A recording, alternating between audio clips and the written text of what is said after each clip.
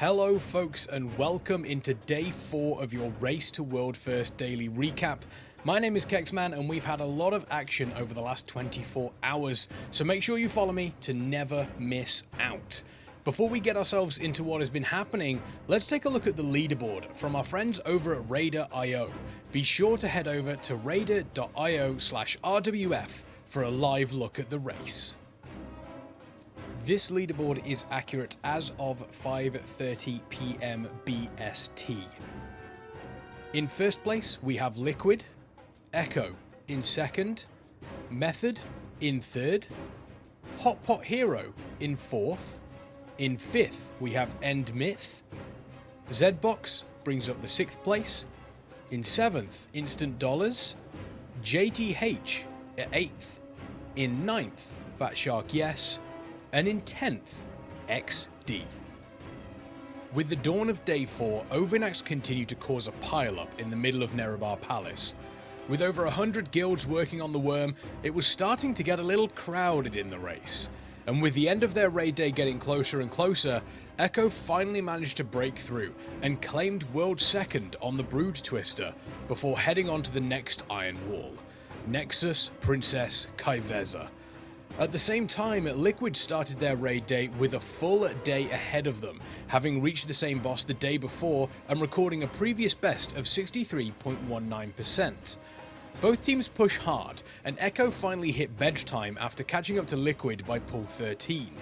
However, Liquid continued into their raid day, making decent progress on the Princess, but coming to the realization that despite their best efforts, this boss may potentially be unkillable in its current state, and Blizzard seemed to agree.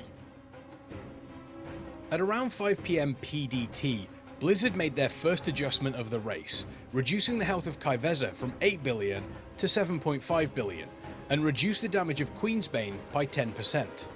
Whilst these changes don't seem like huge adjustments, they certainly galvanized Liquid, who went on to claim a new best attempt of 31.7% and seeing the Enrage. The following few hours continue to show Liquid pushing hard, getting deeper and deeper into the health pool of the boss, surpassing the 120 pulls Ovin'ax took.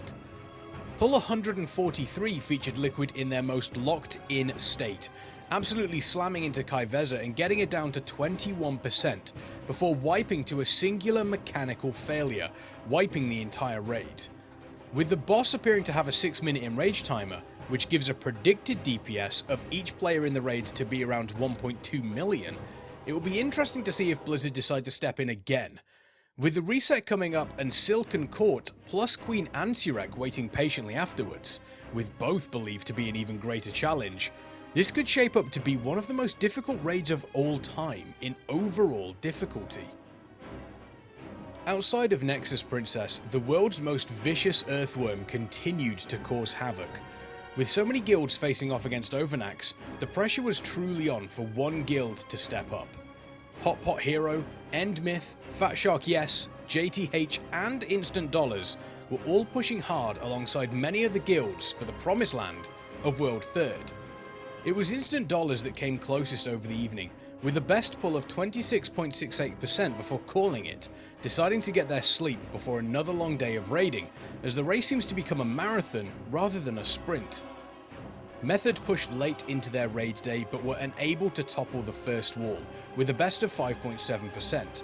They knew they had to keep the pace on not only Liquid and Echo, but also to protect their current standing of World Third. This was, however, starting to be threatened by the rise of the Chinese guild Hot Pot Hero, who were claiming insane progression versus pull count when compared to almost every other guild.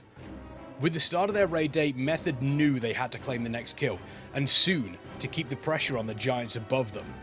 Over the next 2 hours, they traded new bests with Hot Pot Hero, and both of them caught multiple 1% wipes before Method finally broke the curse of the Broodtwister and claimed World Third. And it was just in time too, as Hot Pot Hero were finally able to slay the boss just a few hours later.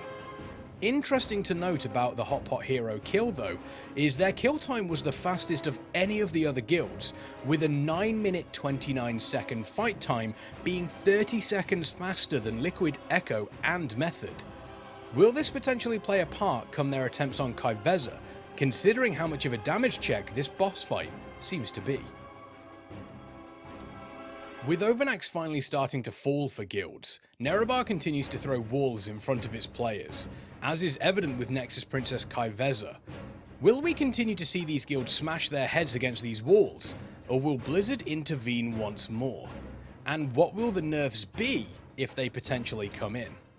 Only time will tell us, so be sure to come back tomorrow at the same time for your Race to World First recap.